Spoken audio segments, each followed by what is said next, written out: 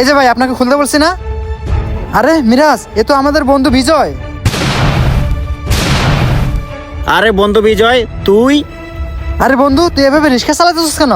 তুই রিক্সা থেকে নাম। আর তোর ড্রাইভার সাহেব, কি ব্যাপার? গাড়ি এভাবে স্লো করতেছেন কেন?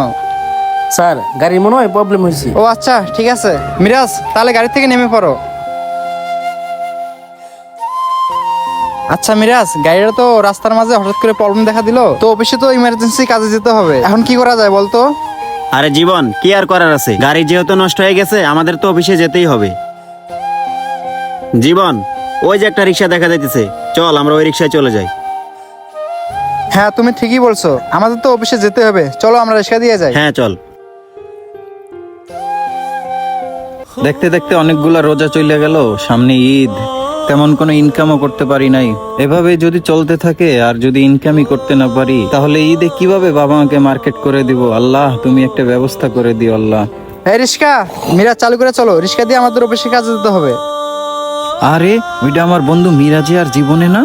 ওরা আসার আগে তাড়াতাড়ি করে মুখটা ডাইকা নি, যেন ওরা আমাকে কোনোভাবে চিনতে না পারে। ওই তো ওরা আসতেছে। এই মামা, উত্তরা 7 নম্বরে যাবা? জি ভাইয়া, যাব। ওটো। আর ভাই, গরমের ভিতরে এভাবে মুখ ঢেকে রাখছেন কেন?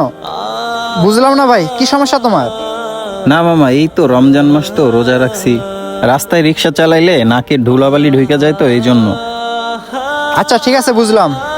আর মিরাজ, এই ভাইয়ের কণ্ঠটা আমগো বন্ধু বিজয়ের মতো লাগতেছে না? ওই বেড়া, তুই কি পাগল হইছস? কি সব কথা কইতাছস? বিজয় কি রিক্সা চালাইবো নাকি? আরে তুই একটু জিজ্ঞেস করে দেখ না।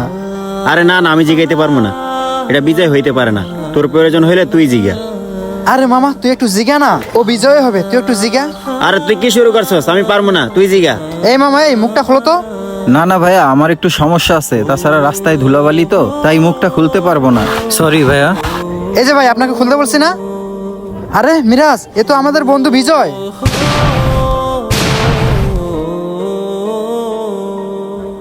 আরে বন্ধু বিজয়, তুই? আরে বন্ধু, তুই এভাবে রিক্সা চালাতেছিস কেন? তুই রিক্সা থেকে নাম। আর তোর এই অবস্থা কেন? তুই এভাবে রিক্সা চালাতেছিস কেন? মানি বন্ধু। আরে তুই এভাবে মানে মানে করতেছিস কেন? আর তুই এভাবে গামছা দিয়ে আমাদেরকে দেখে মুখ ঢেকে রাখছিস কেন? কি ব্যাপার বিজয়, চুপ করে আছিস কেন? বল আমাদেরকে। বন্ধু, তোরা যেন আমারে না চিনতে পারো সেই জন্যই গামছা দিয়ে মুখটা ঢাইকে রাখছি, কিন্তু তারপরও তোরা আমাকে চিনা ফেললি। বুঝলাম না বিজয়, তোর মতো এত সুন্দর একটা স্মার্ট ছেলে আর শিক্ষিত হয়ে তুই এভাবে রিক্সা চালাতেছিস কেন? তুই একটা চাকরি করলেও তো পারস। বন্ধু, তোরা কি ভাবছিস এই রিক্সাটা আমি নিজের ইচ্ছাতে চালাচ্ছি? নিজের ইচ্ছাতে চালাচ্ছি না।